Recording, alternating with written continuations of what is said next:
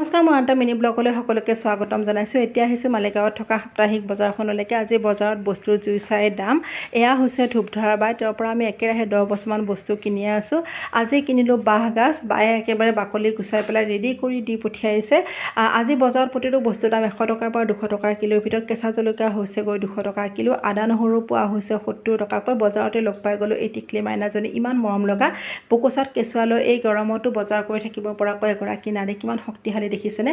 বানপানী আৰু বৰষুণৰ কাৰণে খেতিবোৰ প্ৰায় মৰি গৈছে, সেইকাৰণে দামো ইমান বাঢ়ি গৈছে। পাচলি বজাৰৰ লগতে মই আজি ল'লোঁ এয়া মালভোগ কল আৰু লগতে ল'লোঁ হাজোৰ পৰা অনা এই লোকেল কণী। 130 টকাতে 13টা পালোঁ আৰু আমো লৈ ল'লোঁ। চাহ খাবলৈ সোমাওঁতে দেখিলোঁ গৰম গৰম ব্ৰেড লৈ আহি আছিলে তেওঁলোকে।